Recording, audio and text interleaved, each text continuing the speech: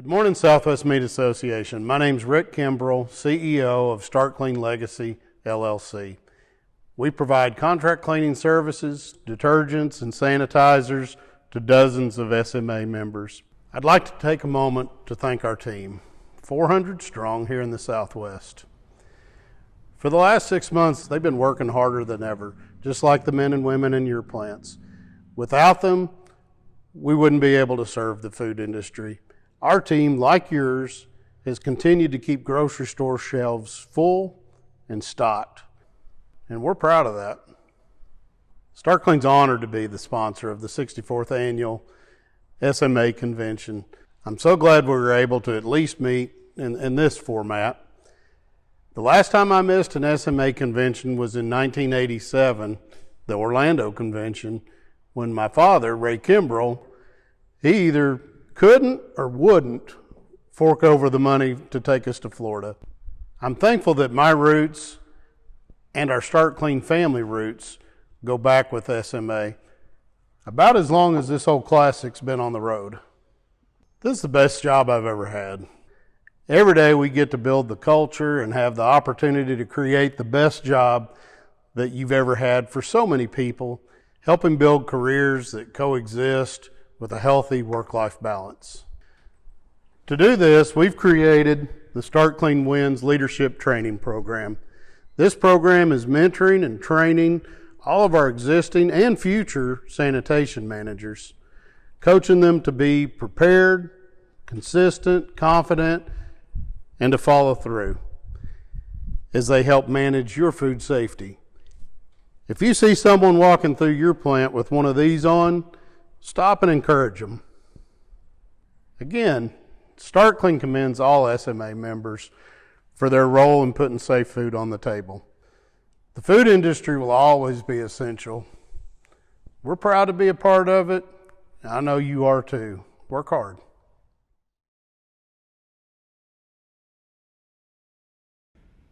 Our next speaker is certainly no stranger to anyone in the meat industry. Mr. Al Almanza currently is the Global Head of Food Safety and Quality Assurance at JBS. Before joining JBS in 2017, Al served for 10 years as Administrator of the Food Safety Inspection Service. I first met Al while he was serving as FSI's District Manager in Dallas. Over the years, I always knew that whatever the issue, our industry would get a fair hearing from Al. Finally, I'm happy to add one more title to Al's resume. Yesterday, he was elected to the SMA Board of Directors. Welcome, Al. Thank you, Joe. Well, that's quite an honor to be a part of the board. I've always looked up to the folks at SMA. Golly, SMA was the very first meeting that I did when I became the administrator, and yeah, it's just quite an honor to be a part of your board and be part of your membership. So thank you very much to you and board. So Joe asked me to speak a little bit about lessons learned on this COVID-19, and I got to tell you, I was fond of saying when I was the administrator at FSIS to pay attention when somebody else's house was on fire, and usually it was when somebody had 0157H7 in their facility or listeria or some type of situation. But the reason it was worth paying attention to it was because it was somebody else's house on fire, not yours. And so this COVID-19, quite frankly, everybody's house was on fire. And it just took a whole lot of effort on behalf of the industry to be experts in things that we simply weren't accustomed to. Including the federal agencies that regulate us and give us guidance and provide us with information to be able to do the things that we do. All of a sudden, we became aware that these local health departments, the state health departments had a heck of a lot more influence than we ever thought. And the problem with that is that they found themselves in a place where they'd never been in some of our facilities. They knew nothing about meat production, going into a slaughterhouse. They'd never been in slaughter plants. They'd never been in some of these processing facilities because, quite frankly, it was left up to the federal government. And so as we as we move forward, I mean, nobody could have been prepared for that type of situation. It doesn't matter what type of pandemic plan you had in place. In fact, even the federal government, and I'm not knocking any part of the federal government. It's just that it's something that was so um, out there and unforeseen that it took everybody by surprise. So as we started moving forward and looking for ways to navigate through this situation, we start with putting up these plastic plexiglass barriers or shields that employees had to wear, and wearing masks. And then all of a sudden we're looking at foreign material type of situations where some of the plastic or some of the things that we were using, additional gloves, plastic gloves, became a hazard for us in terms of foreign material in some of our products. And so making adjustments to that, I would say, was one of the biggest challenges for not only for JBS, I know, because I talked to people around the industry and trying to help them navigate through some of these things. And then you start looking at becoming aware of the folks that work in your facility. People come from all over the world to work in these facilities, and how they think of some of these issues that we were facing with COVID-19 are unlike how we think about them. I mean, some of these folks come from countries where they've had to flee dictatorships, where they had to cross a desert just to get to a place where they weren't persecuted, and then they wind up coming to the United States, and they wind up in these pretty good paying jobs for them in these packing houses. And how they think of a pandemic is very different than folks from the United States. I mean, we think of it in terms of this is something that is so enormous that it's going to be difficult for us to work every day. And some of these folks just don't think of it that way. Some of their life experiences that have brought them to a place where they can live comfortably and have a pretty good salary and do things that were not possible for them. For us to think in terms of how they view things was just not visible to us. And so you start putting all these things together, and all of a sudden our folks in the industry have to become experts in HR. You have to become experts in what the health departments want and how they're dealing with us. And it becomes a very convoluted situation for our industry. So one of the things, or the lessons learned, I would say, is if we would have known how to deal with this, we would have started documenting the guidance that we were given by CDC or by whomever, their local health departments, real time. So at the time we were getting information, documenting those things, much like we do with the regulatory, or the regulators, FSIS, right? So you start documenting, so you have real-time data to be able to support the decisions that you're making as you move forward. Because now we find ourselves looking back, and first we were told you should wear masks. Well, okay, and then we were told we shouldn't wear masks, or I guess at first it was we shouldn't, and then we should, and then that became something that even today you wind up seeing different variables of that.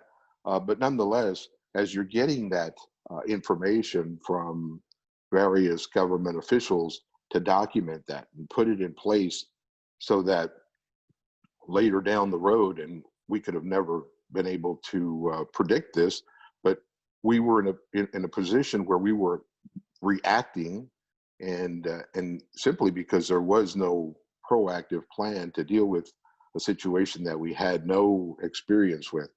And so now we find ourselves being questioned by, to no surprise, we're going to be questioned by attorneys. We're going to be questioned by different, I would say, government or parts of the government about the steps that we took and how we dealt with some of these situations.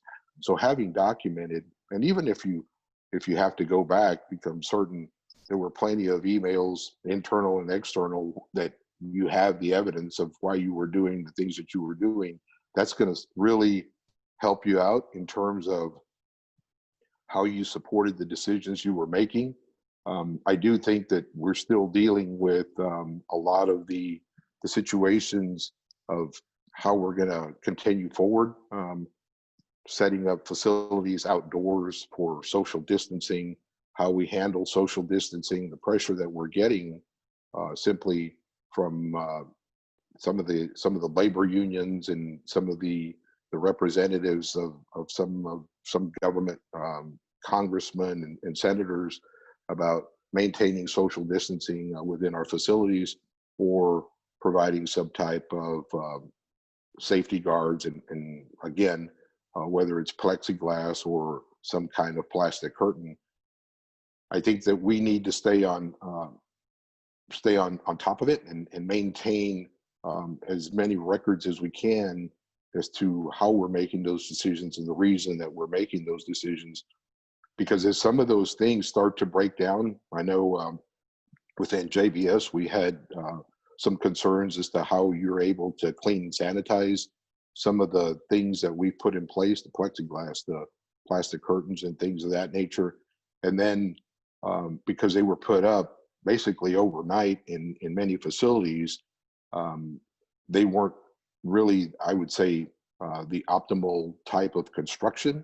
And so you have to go back and look at, make sure that they're not posing a food safety risk in terms of foreign material getting in your products, and looking at how you proceed with that.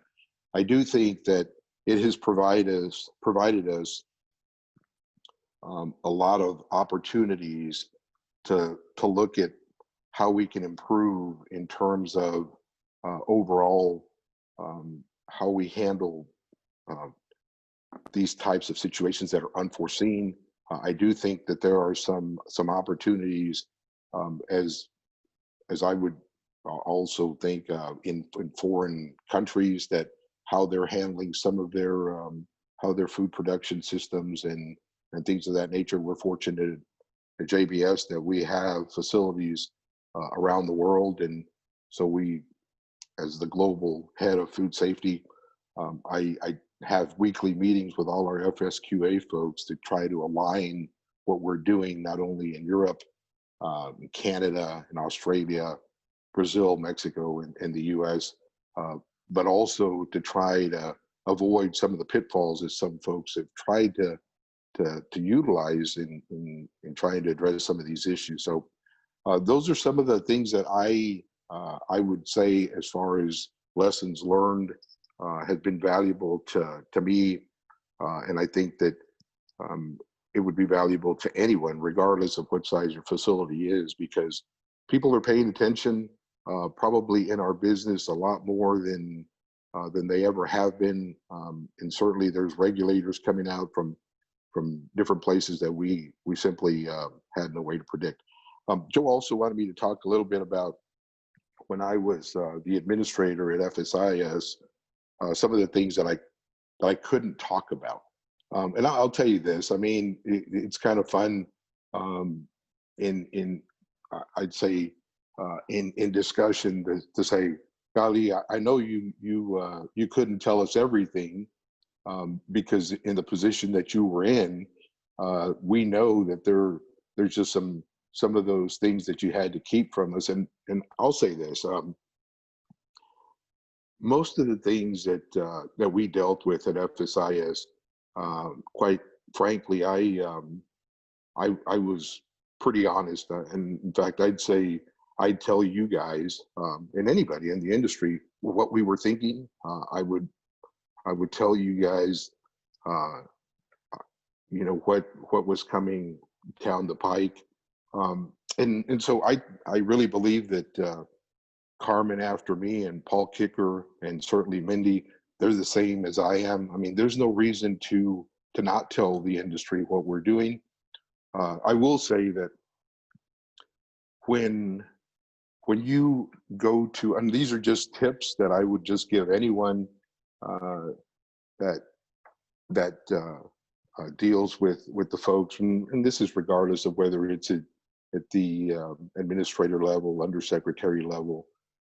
It's that when you come and not just because I'm part of this the board now, but Joe was always really good about when he came with an issue, he would also bring solutions, and sometimes we weren't able to work things out, but that's always appreciated at that level, simply because when you have someone that comes with an issue with one of their members or whomever, the agency already knows pretty much what the issue is. They pretty much already know the history behind what's going on. And so when you have some, what I would say, proactive type of measures, such as, hey, we have this issue. Is there a way that we can work through this? And these are some of the things that would be helpful.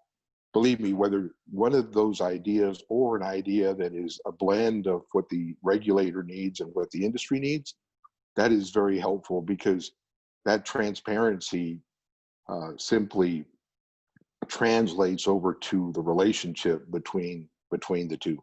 I will tell you that one of the most frustrating things when I was the administrator was when people make their issue or their problem, you try to make it the agency's problem. And I know you all have heard me say that before, but you know, when you have things that happen, and I'm just going to use a very common, I would say, complaint that we get is, you know, you're exporting product and you're using a cold storage facility that somehow they make mistakes in filling out the export certificate, and then all of a sudden the problem is FSIS's problem, right? So folks come in and they're dinging on FSIS to fix the problem. Well, that's pretty frustrating, right? Because first of all, and I'm not gonna sit here and say that we, back when I was with the agency, that we thought that our personnel was perfect. I would readily say that we make as many mistakes as folks in the industry make. I mean, that's just part of being human. But when you don't own your mistakes and you go to the agency and you're trying to get them to fix your mistake, it's better to be humble, and it's better to present it in a manner that, if you can help us with this, it would be appreciated, rather than calling every 2 or 3 hours simply because you have some product in a port somewhere, or it's sitting on a ship somewhere, and you're not getting any relief. That simply is not a way of dealing with the regulator. I would also say that some of the issues that are raised to that level, I was probably a bit more hands-on, simply because of my background, and I was able to navigate through that. So, and Paul is the same way. He came up through the ranks, and he understands the issues that you all face from slaughter facilities all the way up. Paul does have a little bit more background in enforcement. He spent quite a few years, about 8 to 10 years in enforcement. So he understands that piece extremely well. And so I have a bit of a difficult time coming up with some of the secrets that I couldn't tell you, simply because I do believe that FSIS is a unique agency. It's kind of apolitical. We tend to be as honest as we can, and I would say politics are certainly a part of the business, but they're not as big a part as what people would imagine. Regardless of who you have as a secretary, if you go in with the right pitch for, I mean, who could have predicted like poultry modernization under the Democrats? Most people would have never figured we could have gotten that done. it's just having the right way of proposing a situation to the secretary and getting him to believe that it's best for the American public is how you're able to leverage some of that clout that you have in the position as administrator or undersecretary. So I'll stop there, and if we have any questions or any dialogue, I'll entertain that. Thank you, Al. I know we got some questions coming in, so. Okay, the first question comes to us from Denise Hawks, and this is her question. How do we start the conversation with FSIS on foreign material? Specifically, how to be more realistic from our perspective. FSIS takes the easy approach with it shouldn't be there now than it did in the past. What changed and what can we do to start this conversation? I think the conversation has already started, even back when Carmen was still there. I mean, back when I was there, that was the conversation, right? And I got to tell you, and I've said this before, the reason we are where we are was simply because there was so much inconsistency in the application of how foreign material was reported from the establishments to the district office and up to headquarters. And there was a situation, and I don't mind telling you, it was one of the Pilgrim's plants in Waco that kind of tilted this whole foreign material situation. And I've said this publicly before. I'm not ashamed to say it, simply because what happened was there were a number of foreign material incidents within a facility in Waco, Texas, and it created what I would say an untenable position for the regulator and for the industry as well, and the way they were being reported, and some of the facts behind what was occurring was very, I would say, significant to the industry or to the agency. So I think that this whole foreign material discussion started with the pendulum swinging, I would say, way to the left. I do know for a fact that FSIS is reviewing the entire data set and how the information that they're getting from reporting foreign material, because this situation of simply reporting everything simply because it's not to be there is not a position that, at least while I was there, that FSIS wanted to be in. I do believe that the pendulum will come back to the middle somewhere. But I do think that it's worth bringing this discussion up with both Mindy and with Paul. I do think that every opportunity that we get to speak to them, if we don't bring it up, then they don't move it up in priority. So they, in my opinion, what they need to do is start looking at the information that they're getting and looking at what really is a human health type of risk with the types of foreign material that is being reported, and then getting back to the middle somewhere of a prudent establishment will do X and not have to go through the current reporting system that there is.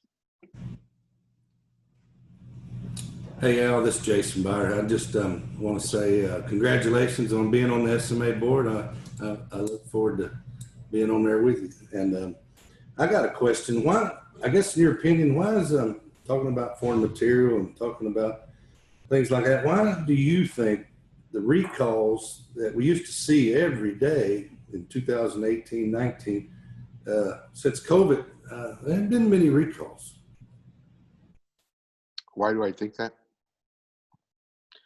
I think that I think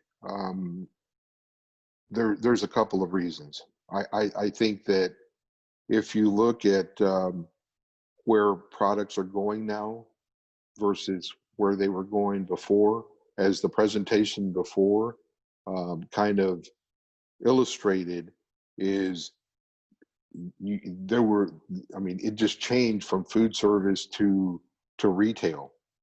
And I think that there's just certain risks associated with food service and the labeling requirements.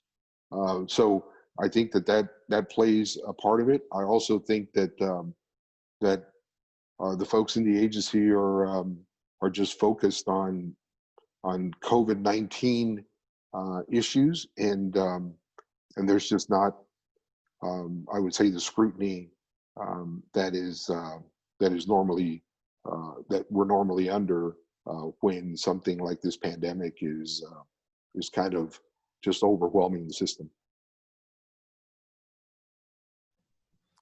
And we have another question from Denise Hawks. With new inspectors entering the workforce, how should we approach FSIS specifically to help these new folks learn by experience and learn the perfect plant does not exist? That's a tough question.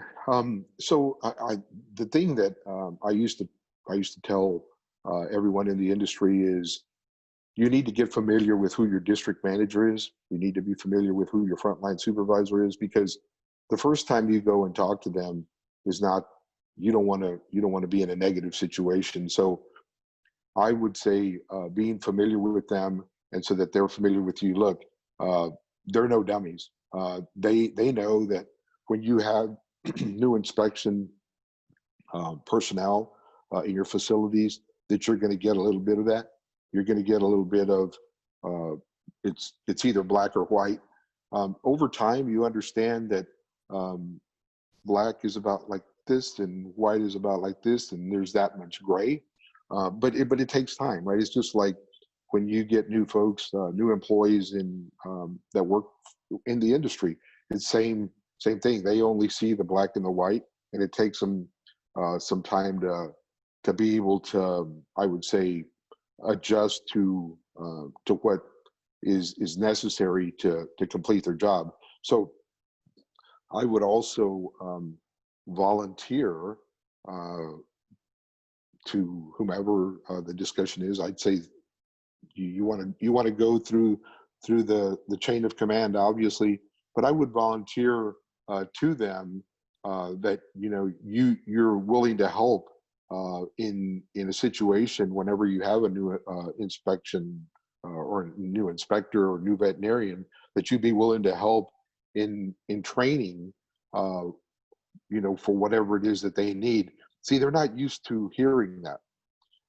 Most companies simply they view FSIS as an adversary, and it's vice versa, right? And so the more that you try to work on just being, we're all in this together, and it's really true. It doesn't matter what side of the fence you're sitting on.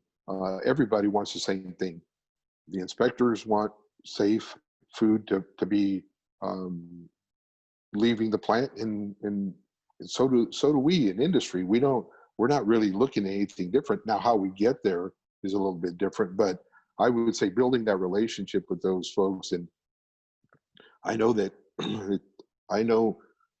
we've had a situation here recently where you're approaching FSIS personnel on the slaughter floor, and now it's noisy, and now you're having to wear a mask, and not only a mask, but you're wearing a face shield, and so you're raising your voice.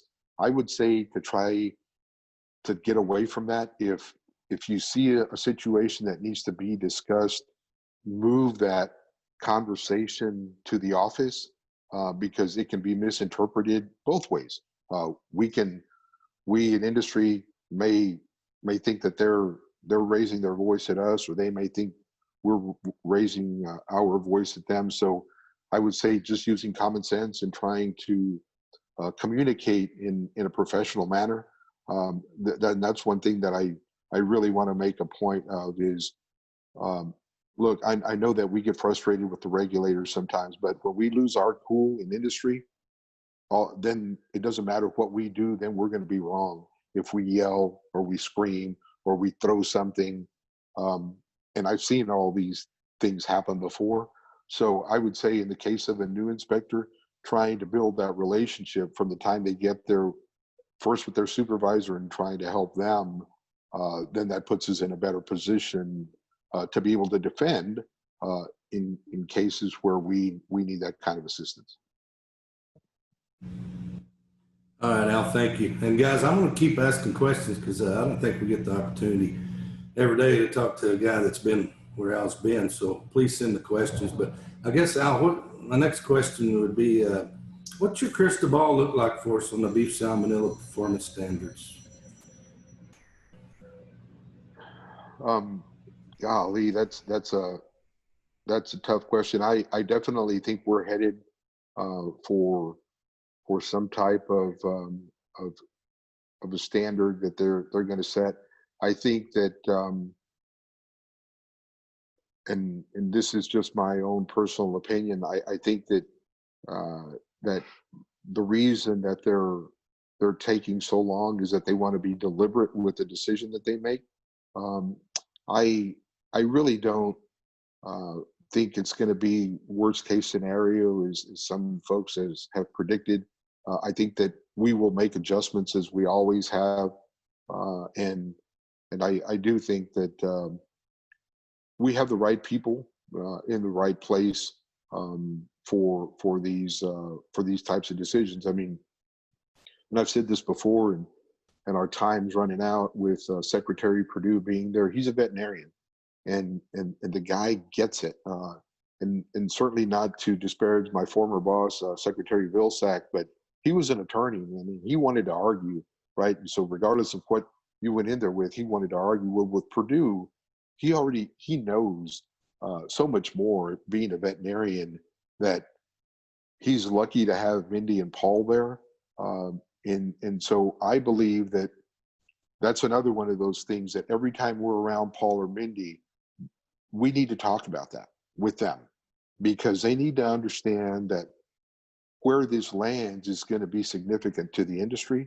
And if we're around them and we don't bring it up, then it moves down in their whole list of priorities. So we can't miss a chance with these folks, because I know when I was there, that's kind of how I would do business. I'd be out there and I'd talk to you, or I'd talk to Joe, or I'd talk to Barry Carpenter at NAMI, and that's where I got like, okay, this is important to them, and they didn't want to talk about this, so it must not be too important. So I do think that we still have opportunities, and yes, I know that comments are going to be due for here soon. I think within the next month or so, for what they're looking for in the proposed rule. So I think we need to be vigilant and pay attention.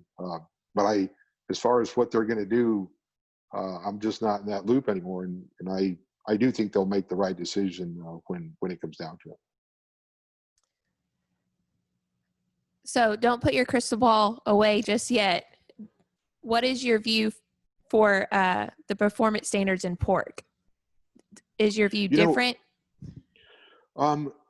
See, pork, well, I would say yes and no, right? Because while I was there, I kept putting that performance standard off simply because I didn't see that there was a significant risk for human health in the production of swine.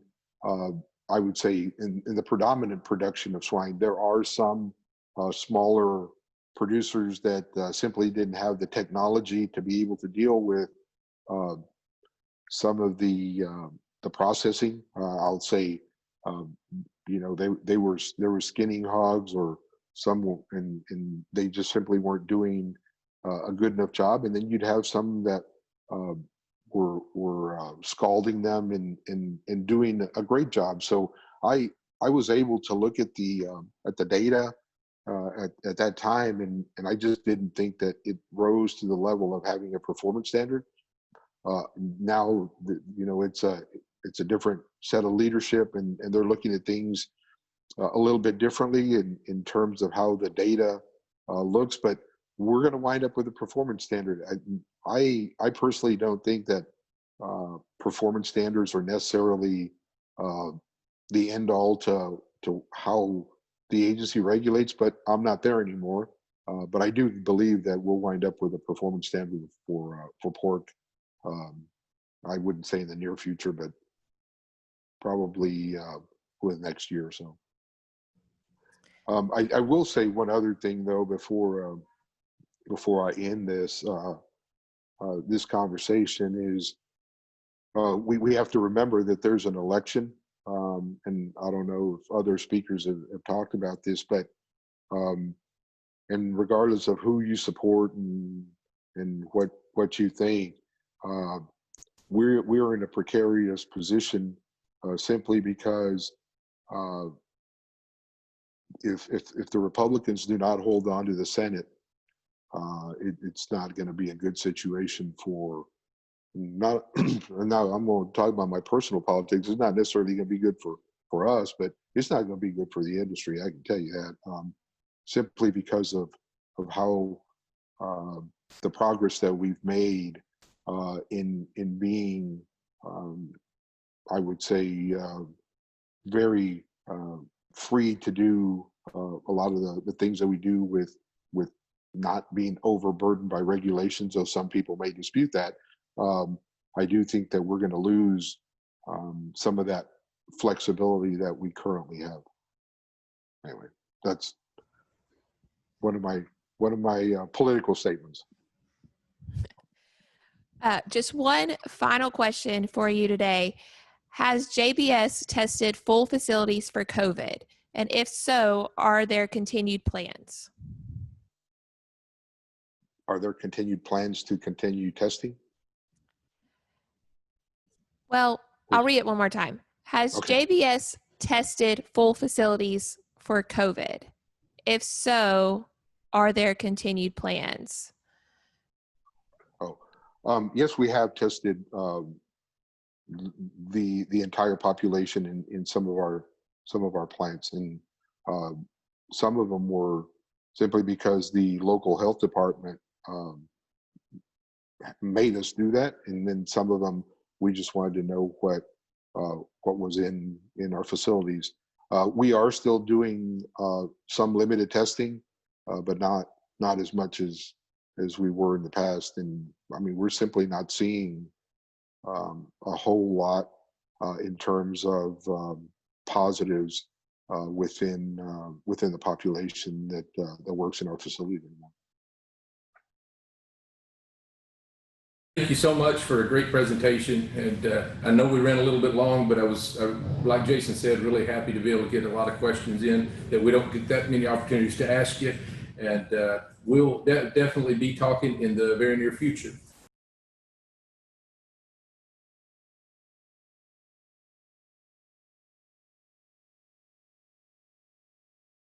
This is the way my grandfather showed me how to make a very good loose burger. 80-20 trim on the grinder, very nice and chilled, and then we ground the product through the grinder, see that it came out very clear, and we would then take the product into our hand, lay him down on a piece of wax paper or saran. Make sure that the strands are all aligned in one direction. The main important was to all of us at that time that we learned how to align the fiber. We then laid it in a roll, took the saran wrap or the paper, made it in to a very good tight roll, as you can see here, and we would slice then out of this slices like a burger. And if you can see, this is a very nice product, and if you look properly, all of the fibers are standing up. This is steak-like, and we cannot make a better burger.